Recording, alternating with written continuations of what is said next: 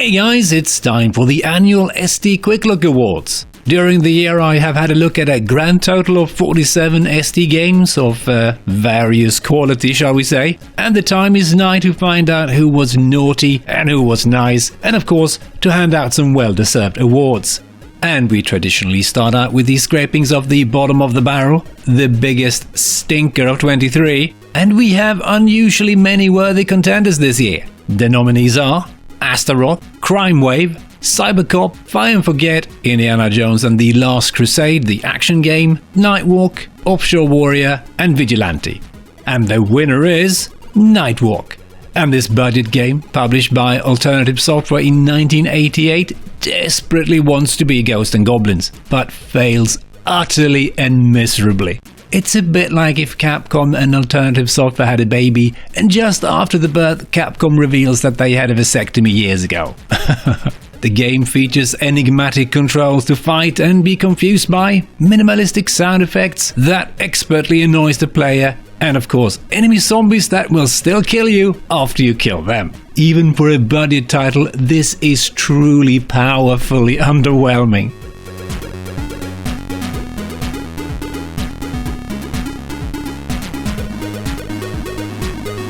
Time for the most sleep-inducing boss fight award, and the winner is Apache Flight. This budget game was released in 1992 by Atlantis Software and is actually a pretty decent little shooter, with some really nice graphics. Unfortunately, the gameplay is a bit wonky and gets a bit repetitive, and once you reach the first boss, you realize that the developers should probably have had some more time to work on this one. All of the bosses in the game are variants of armored vehicles that just drive back and forth, firing the exact same pattern of projectiles at you. The hardest part is not to avoid the projectiles, but actually to stay awake for long enough to defeat the boss.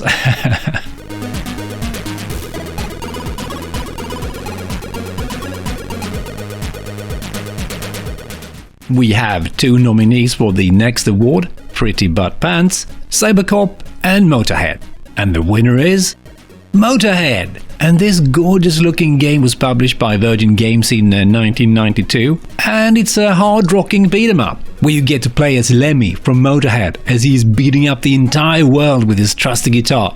And I do mean that literally. Gameplay gets repetitive really quickly, and that combined with the temperamental hit detection and wonky controls ensures that tedium sets in fast. They did also add some rather nice looking minigames between each stage.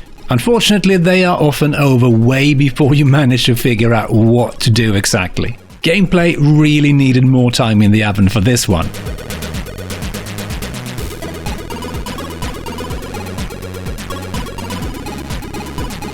Time for the somewhat mysterious Balls Award, and the winner this year is Liberator. Why? Because it's just balls weird. In the game you control a levitating hot tub, or possibly an ashtray from the 70s, not entirely sure which. You need to fly up the screen as it scrolls and blast all kinds of weird looking aliens. At the end of each stage you liberate a prisoner, and it's on to space where you need to find the right gate to fly through to get to the next stage, where everything starts over as you navigate your hot tub through another bunch of ornery aliens. Not necessarily a bad game, just a bit weird with some peculiar design decisions.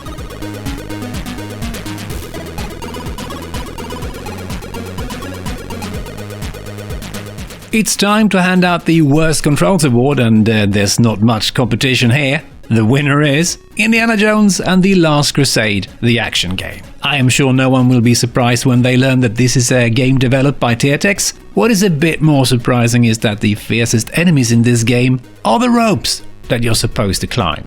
They often seemingly and randomly turns into banana peel and have you fall flat on your face. The controls are also doing their absolute best to fight you all the way, especially when you're anywhere near a rope. And there really isn't much positive to say about this smouldering pile of cobra feces at all, so please take your reward and get off the stage.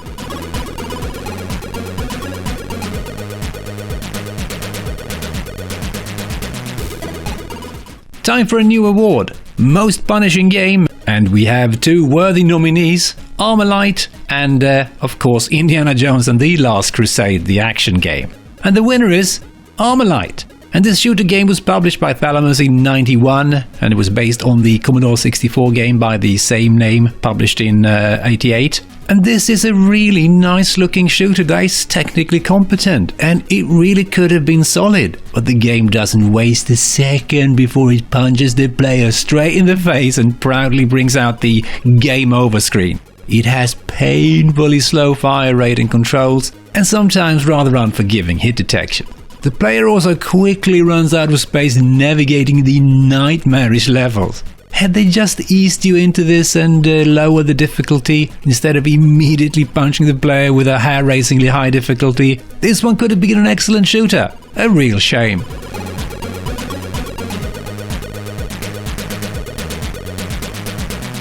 Time for yet another new award, the Lazy Award. Inspired by Titus Software and their approach to game development, we have two contenders, the budget game Freddy Hardest in South Manhattan and Fire and Forget. And of course, the winner is Fire and Forget, which of course is a Titus release. This game really wants to be Atari's Road Blasters, but fails utterly on all fronts. It runs like an asthmatic garden gnome chained to a boat anchor, and given how little is going on screen, that is thoroughly unimpressive. It feels like Titus reused a Crazy Cars engine and just slapped some new graphics in there and hoped no one would notice. The single-digit frame rate also makes it stupidly hard avoiding enemy projectiles and enemy sprites. The graphics do occasionally look pretty decent, but the rest of the game reeks of a rush job.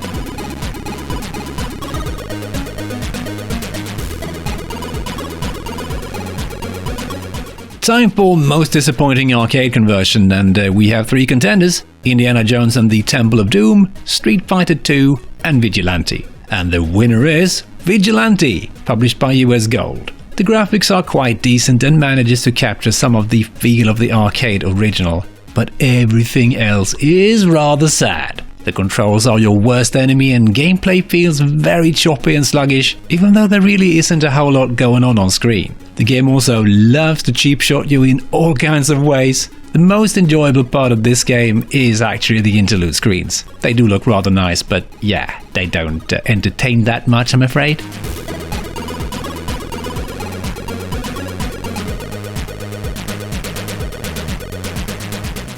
In the second to last award, we have three contenders fighting over the Best Arcade Conversion Award. The nominees are Cisco Heat, Super Hang-On and Star Wars.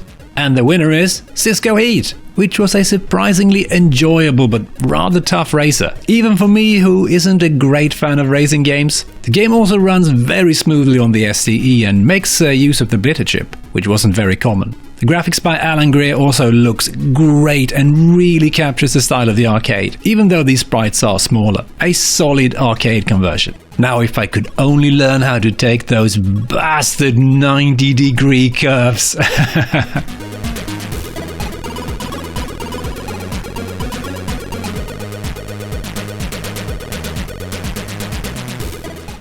And of course we end with Best Game. And we have 5 contenders: No Exit, Star Wars, Cisco Heat, Plutos and Swiv. And the winner is Plutos. I realize this might be a bit of a controversial choice to pick an ancient shooter from 1987-96, and it's probably the first shooter I played on my ST, and I really enjoyed it. It has a very well-designed difficulty curve that allows you to get somewhere in the game. And it's even fun to play today. And it also has a simultaneous 2-player mode, which is a lot of fun. So nice, clean and simple fun, even though maybe the graphics and sound won't blow you away.